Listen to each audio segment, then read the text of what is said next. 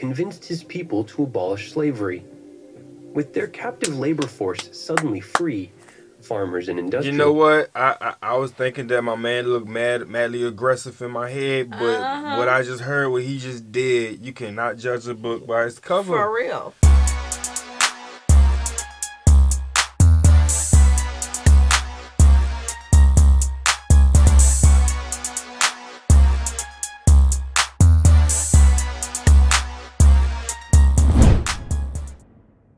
What's good, y'all? It's the Demouchets React, and we're back with another video. Who we got today, C? Today we are back with another American reaction. This is our first time doing Brazil on the channel. I don't know why it took so long to do Brazil on this channel. Not sure, but we're here now. If you're new to us and we're new to you, make sure you scroll down, hit that subscribe button, and turn on the post notification bell because we're on the road to 100K. And we cannot get there without you guys, alright? Join the family. Without further ado, let's get into the video. The dramatic cliffs and endless beaches of Rio de Janeiro makes it the city that probably first comes to mind when you think of Brazil. Just paint the whole city white. Right, why all the buildings are the same color? Like that? What? The dramatic cliffs and endless beaches of Rio de Janeiro makes it the city that probably first comes to mind when you think of Brazil. Comic. São Paulo, the largest metropolis in the southern hemisphere, is the true economic engine of the world's sixth most populous country. In 1554, Catholic missionaries, with the help of indigenous workers, built a small village perched 750 meters above sea level and 70 kilometers from the Atlantic coast. It was the only inland settlement in the country, a jumping-off point for expeditions of conquerors, slave traders, and gold hunters. In the 1800s, Brazil became the world's leading coffee producer, but the farmers in Rio overcultivated their soil, giving São Paulo an opening to become the country's agricultural hub. As one of the few inland towns, it was closer than Rio to the plantations spread throughout the interior, and it was directly linked by rail to the port of Santos, making it the ideal junction for shipments of goods on their way to the coast for export. In 1888, Brazil's businesses adapted to another significant change when Emperor Dom Pedro II, regarded by many as the greatest Brazilian to ever live, convinced his people to abolish slavery. With their captive labor force suddenly free, farmers and industrial... You know what? I was thinking that my man looked madly aggressive in my head, but what I just heard, what he just did, you cannot judge a book by its cover. For real. Wow, I did not know that. Marking that one down in the books. Okay.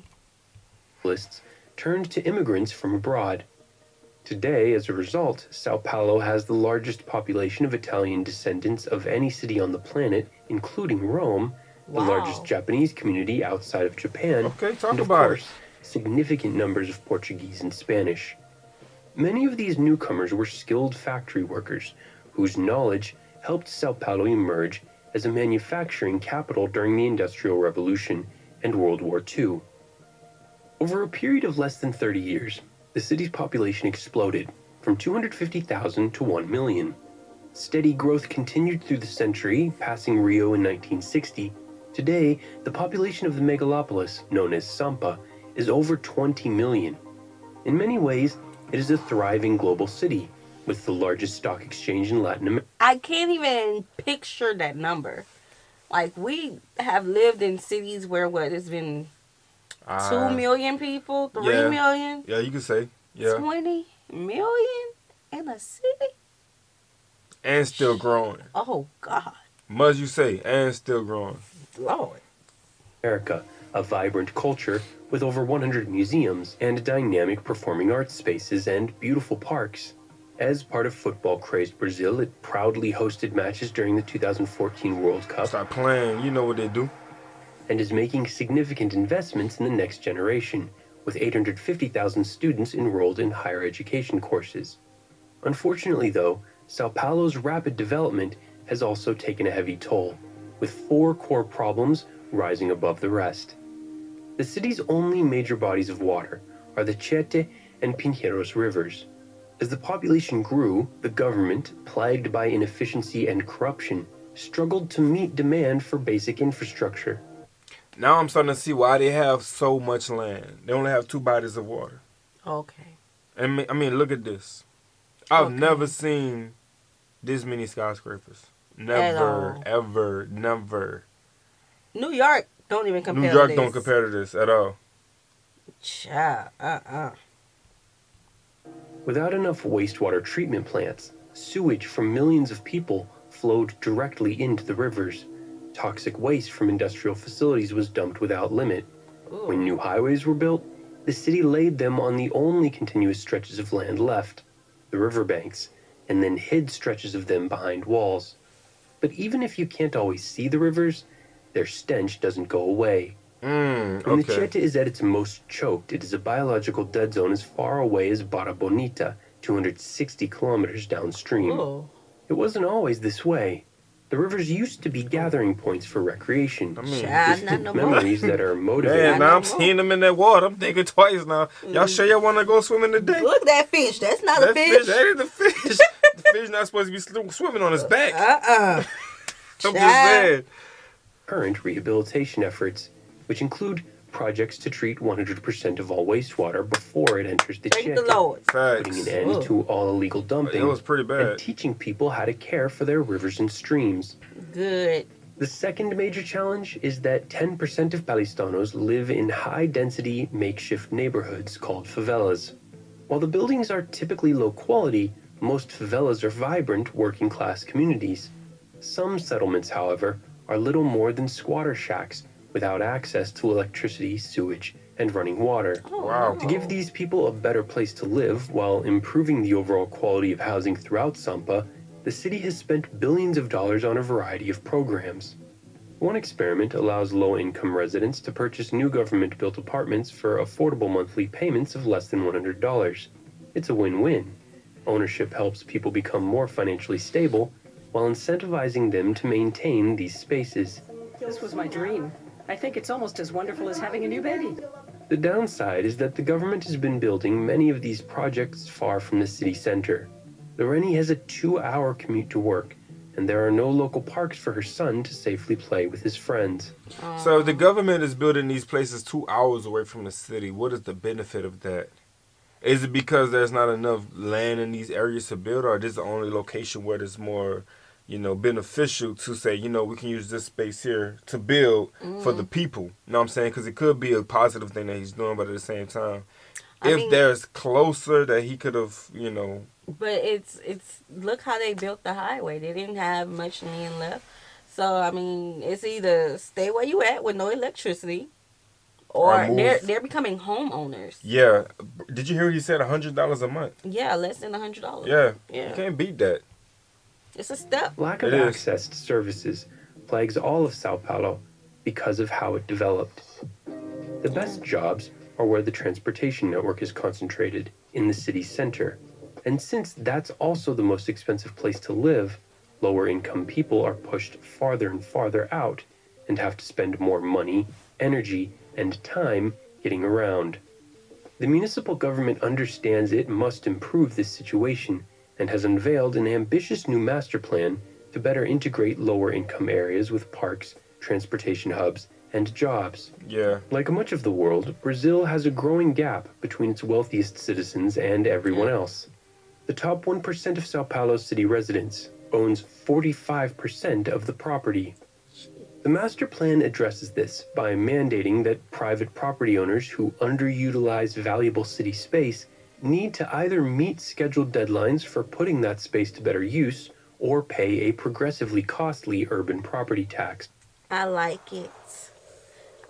Put some fire under their butts. I like it. Woo. Do something with it. Don't just buy it and let it sit there. People greedy. People like to have it all to themselves. The government said, nah.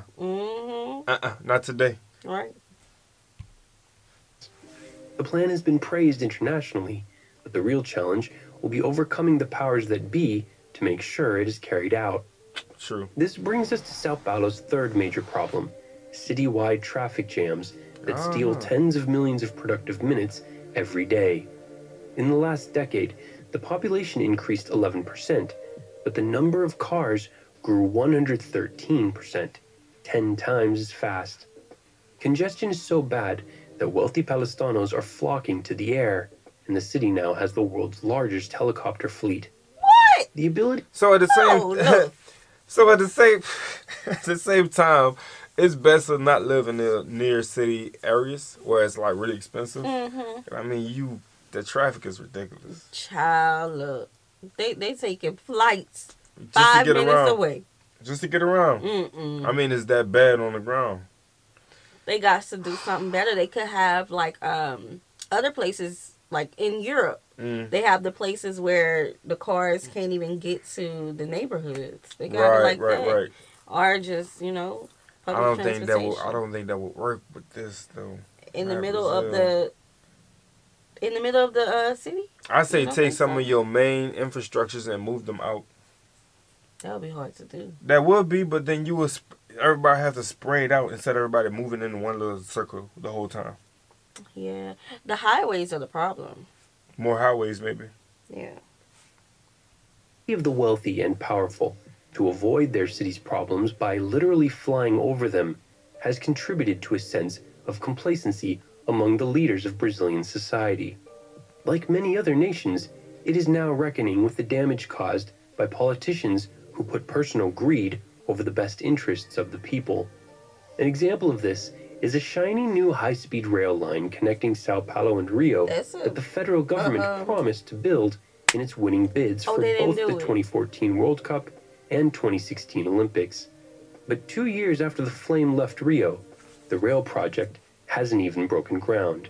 Palistanos are fed up.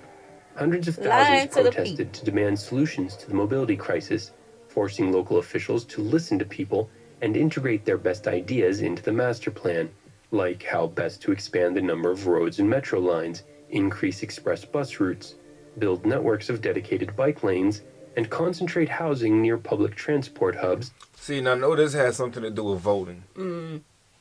And it's sad that after everyone has voted, and you know the people's voices was heard, it still wasn't done. Right. Even after hosting, was it the World Cup he just said? Yeah, it was after the World Cup. It was like a promise almost. Right. Receiving all that money coming into the city, and y'all still don't do nothing? Like, that could solve a lot of problems. That's crazy. To maximize employment opportunities. Sao Paulo's most distressing challenge reached a critical point 4 years ago when the region suffered the worst drought in its recorded history, as just half the rain fell from the previous driest year. Wow. Without water to wash dishes, high-end restaurants served guests on plastic plates, and cafes couldn't brew coffee. As panic set in, fighting erupted in the hardest-hit neighborhoods, and emergency water delivery trucks were robbed. As the city's main reservoir dropped below 5%, less than 3 weeks' supply, the military feared the water control center could be overtaken by an angry mob. One service engineer remembered those terrifying days. We knew that when people don't have water, they go crazy. We imagined what they would be like here with 21 million people. In the end, a storm arrived just in time to avoid catastrophe. Since then, other sources throughout the region have been tapped to give Sao Paulo a bit more supply when the next apocalyptic drought arrives. But some experts are warning that even more extreme dry spells loom on the horizon.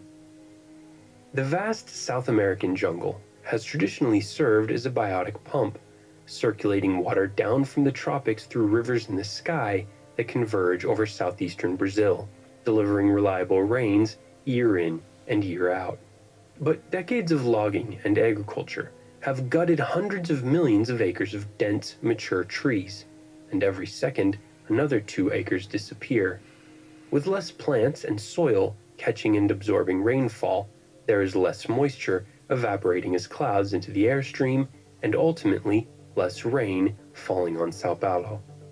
The lifeblood of this megalopolis has been the 3 or 4 convergence rainfalls that have arrived like clockwork every year to fill the region's reservoirs.